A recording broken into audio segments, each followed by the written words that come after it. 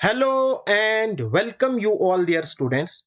आज आपके साथ में जेकेएसएसबी फाइनेंस अकाउंट्स असिस्टेंट का एक्सपेक्टेड कट ऑफ डिस्कस करने वाला हूं। जैसा कि आप जानते हो, सबसे पहले मैंने डेटा कलेक्ट किया, उसके बाद इस डेटा को मैंने अरेंज किया, फिर मैंने स्टैटिस्टिकल मेथड्स का इस्तेमाल किया, pie chart and weighted mean का कॉन्सेप्ट मैंने यहां पे लगाया। मेरे पास कुछ रिजल्ट्स निकल के आए हैं, वही रिजल्ट्स आपके साथ में शेयर करूंगा। जो मैंने डेटा कलेक्ट किया वो मेरे पास आया है 1250 प्लस एस्पिरेंट्स का। अब यहां से क्या क्या रिजल्ट निकल के आए हैं वो मैं आपके साथ शेयर करने वाला हूं। सबसे पहले जो क्वेश्चन पूछा गया था, इजीएस्ट सब्जेक्ट, कौन से कंपोनेंट में सबसे इजी क्वेश्चन पूछे गए थे, तो यहां पे general knowledge, because general knowledge 30 marks का था, यहां पे सिर्फ 20 क्वेश्चंस पूछे गए थे और बेसिक लेवल के क्वेश्चन थे, तो यहां पे 41.1% वोट मिले हैं जनरल नॉलेज को। उसके बाद दूसरा क्वेश्चन मैंने पूछा था सेकंड इजीएस्ट सब्जेक्ट, तो दूसरे नंबर पे जो इजीएस्ट सब्जेक्ट था वो यहां पे आया था जनरल साइंस। हालांकि जनरल साइंस में यहां पे 20 क्वेश्चंस पूछे गए थे। जनरल साइंस सिर्फ 10 मार्क्स का था, लेकिन 20 क्वेश्चंस पूछे गए थे। आउट ऑफ सिलेबस 10 क्वेश्चन आए थे तो वो सिलेबस के अकॉर्डिंग, लेकिन सिलेबस में मेंशन था 10 क्वेश्चन आएंगे, लेकिन आए थे 20। फिर भी क्वेश्चन ओवरऑल इजी थे, इसलिए 23.8% यहां पे वोट मिले हैं कि जो जनरल साइंस था वो इजी था दूसरे नंबर पे। तो यहां पे अगर हम बात करेंगे फिर डिफिकल्ट सब्जेक्ट की, तो सबसे ज्यादा डिफिकल्ट सब्जेक्ट यहां पे मैथमेटिक्स। मैथमेटिक्स में सबसे ज्यादा डिफिकल्ट क्वेश्चन पूछे गए थे, बिकॉज अगर हम यहां पे देखेंगे रिलेशन एंड फंक्शन, बहुत अच्छे लेवल के क्वेश्चन यहां पे आए थे। उसके बाद लिमिट्स एंड डेरिवेटिव्स, वहां पे क्वेश्चन आए थे, 2-3 क्वेश्चन एक ही क्वेश्चन में थे। परमुटेशन कॉम्बिनेशन में भी ऐसा ही था, 3 क्वेश्चन एक ही क्वेश्शन में थे। इस वजह से जो मैथमेटिक्स का कंपोनेंट था ये यहां पे डिफिकल्ट हुआ है बहुत ज्यादा, और यहां पे 59.3% इसको वोट मिले हैं डिफिकल्टी लेवल में। उसके बाद सेकंड मोस्ट डिफिकल्ट सब्जेक्ट, दूसरे नंबर पे जो सबसे ज्यादा डिफिकल्ट सब्जेक्ट वो यहां पे रहा है 22.9%, ये मिले हैं अकाउंटेंसी को। यानी दूसरे नंबर पे जो एस्पिरेंट्स को डिफिकल्ट लगा वो लगा यहां पे अकाउंटेंसी।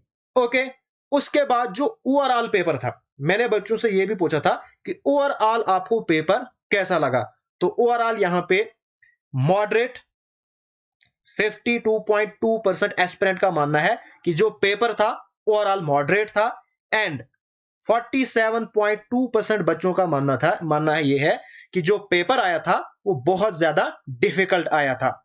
तो यहां पे ओवरऑल रिजल्ट निकल के क्या आता है, यहां पे ओवरऑल रिजल्ट निकल के आता है कि जो पेपर है वो मॉडरेट लेवल के बाउंड्री पे है एंड डिफिकल्ट लेवल, यानी ऑलमोस्ट ये समझो कि जो पेपर था वो ओवरऑल डिफिकल्ट था। एंड यहां पे जो डिसाइडिंग सब्जेक्ट है, एक तो है मैथमेटिक्स, दूसरा यहां पे रहेगा अकाउंटेंसी, ठीक है, दूसरा यहां पे अकाउंटेंसी, एंड तीसरे लेवल पे यहां पे स्टेटिस्टिक्स। ये 3 यहां पे मेन सब्जेक्ट हैं। बाकी जो सब्जेक्ट हैं ओवरऑल जो बच्चे हैं उनको वो ठीक ही हुए हैं। उसके बाद अगर हम बात करेंगे मार्क्स की, तो यहां पे मैंने जो डेटा कलेक्ट किया वो 65 से नीचे भी आया था, लेकिन यहां पे मैंने मिनिमम मार्क्स लिए हैं 65 मार्क्स ऑब्टेन्ड, और यहां पे नंबर ऑफ एस्पिरेंट 65 मार्क्स जिन एस्पिरेंट्स को आए हैं वो हैं 45। इसी तरह से यहां पे मैंने डेटा कलेक्ट किया, फिर यहां पे आगे, यहां पे अगर आप देखोगे 80 मार्क्स आए हैं 95 एस्पिरेंट्स को, यानी सबसे ज्यादा एस्पिरेंट्स जो डेटा मैंने कलेक्ट किया उसमें 80 मार्क्स सबसे ज्यादा एस्पिरेंट्स को आए हैं। उसके बाद अगर यहां पे भी देखोगे ना आप, 81 50 स्टूडेंट्स को, उसके बाद 82 51 83 84, एंड इसी तरह से अगर आप यहां पे देखोगे 87 तक, यानी 80 से लेके 87 तक सबसे ज्यादा एस्पिरेंट्स हैं और इसी के बीच में कट ऑफ रहने वाला है। अगर आप यहां पे देखोगे ना, 87 से ऊपर 88 आए हैं 17 एस्पिरेंट्स को, 89 7, 90 आए हैं 10 एस्पिरेंट्स को, 91 5। इसके नीचे देखो बिल्कुल कम है, यानी जो बच्चे 90s में है ना वो बहुत ही कम एस्पिरेंट्स हैं। 92, 93, 94, इसी तरह से आगे 95 4 एस्पिरेंट्स को, एंड जो हाईएस्ट मार्क्स मेरे पास आए हैं वो है 101.75 और इससे कम 101.25। ये हाईएस्ट मार्क्स ऑब्टेन्ड हुए हैं। उसके बाद है 99, फिर 97 3 एस्पिरेंट्स को, 96 1 एस्पिरेंट को, एंड 95 4 एस्पिरेंट्स को। तो यहां पे सबसे ज्यादा एस्पिरेंट किसके बीच में है? 80 to 87। जब मैंने यहां पे वेटेड मीन का कॉन्सेप्ट लगाया, मेरे पास जो एक्सपेक्टेड कट ऑफ निकल के आया, यहां पे मैं डिस्कस करने वाला हूं ओपन कैटेगरी, उसके बाद आरबीए, उसके बाद एससी एसटी, उसके बाद OSC, ALC and PSP. EWS का यहां पे मैं एक्सपेक्टेड कट ऑफ नहीं बता सकता हूं, बिकॉज ईडब्ल्यूएस अब बहुत ज्यादा कम इशू होती है, और कभी कभार जिसको इशू भी हुई होती है पहले वो रिजेक्ट भी हो जाती है। तो ईडब्ल्यूएस का मुझे यहां पे एग्जैक्ट नहीं पता चलता है। इसी तरह से पीडब्ल्यूडी, बिकॉज पीडब्ल्यूडी कैंडिडेट्स उनका भी पता नहीं चलता है, कभी कभार बहुत कम रहता है, कभी कभार बहुत हाई रहता है, बिकॉज वहां पे लिमिटेड सीट्स होती हैं और एक्चुअल में पता नहीं होता है कि कितने पीडब्ल्यूडी कैंडिडेट्स हैं।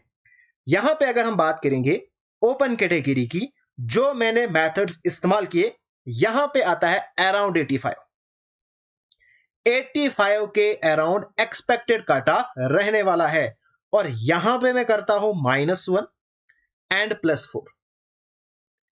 +4 या 5, बिकॉज यहां पे अभी तक 10 से 15 क्वेश्चन ऐसे हैं जिसकी रिप्रेजेंटेशन जाने वाली है। यहां पे बहुत सारे क्वेश्चन के आंसर भी चेंज होने वाले हैं, प्लस कुछ क्वेश्चंस यहां पे डिस्कार्डेड भी होने वाले हैं, बिकॉज बहुत सारे ऐसे क्वेश्चन हैं जहां पे आंसर है ही नहीं ऑप्शंस में, या कहीं कहीं पे दो ऑप्शंस हैं, दोनों करेक्ट हैं। जहां पे दोनों करेक्ट हैं वो भी डिस्कार्डेड हो जाता है, जहां पे ऑप्शन में है ही नहीं वो भी डिस्कार्डेड हो जाता है, और वो मार्क्स सबको मिलते हैं। अगर करंटली आपको 85 है तो आप 85 वाले ही, अगर फॉर एग्जांपल 4 क्वेश्चन डिस्कार्डेड हो गए तो आप ही फिर 89 पे पहुंचोगे। यानी अगर हम देखेंगे तो ओवरऑल 85 ही कट ऑफ है, 89 नहीं, बिकॉज वो 4 क्वेश्चन डिस्कार्डेड हुए हैं, वही ऊपर गए हैं। ठीक है, तो इस हिसाब से मैंने यहां पे एक्सपेक्टेड कट ऑफ फ्रेम किया है। उसके बाद अगर हम आरबीए की बात करेंगे तो आरबीए में 80 81, और यहां पे भी मैं करूंगा -1 +4। ठीक है, एक्स जो हमारे पास डिस्कार्डेड क्वेश्चन है उसको मद्देनजर रखते हुए मैं यहां पे +4 कर रहा हूं। ठीक है, उसके बाद अगर हम बात करेंगे एससी एसटी की, तो यहां पे 76 मार्क्स अगर आपके हैं तो आप सेफ जोन में हो।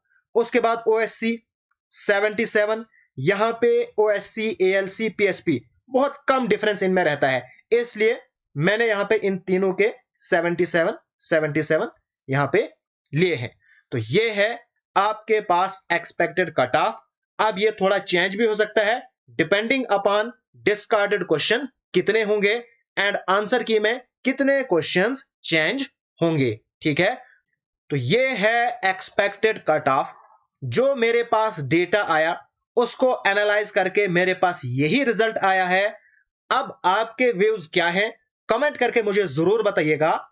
और एक चीज यहां पे मैं आपको बताऊंगा, जो इस रेंज में नहीं आता है, जिसको कम मार्क्स आए हैं, जैसे कि अगर किसी को 75 मार्क्स है ओपन कैटेगरी में, उसका बहुत ही कम चांस बनता है सिलेक्शन लिस्ट में आने का।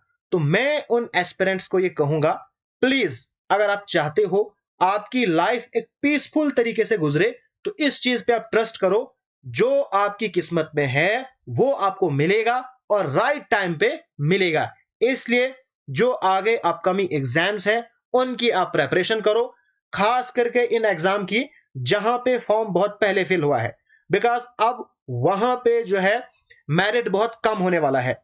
जिन्होंने फाइनेंस अकाउंट असिस्टेंट के लिए फॉर्म भरा था, या जेके पुलिस सब इंस्पेक्टर के लिए, या वीएलडब्ल्यू के लिए, उन्होंने जेके जो फाइनेंस इंस्पेक्टर है उसके लिए भी भरा है, पटवारी के लिए भी भरा है, वो ऑलरेडी सिलेक्ट हो गए, तो वहां पे ऑलरेडी आपके लिए चीजें खाली हो रही हैं। तो उन एग्जाम के लिए आप अच्छे से प्रिपरेशन करो, इंशाल्लाह आप जरूर कामयाब हो जाओगे। सो आपके लिए ऑल द बेस्ट।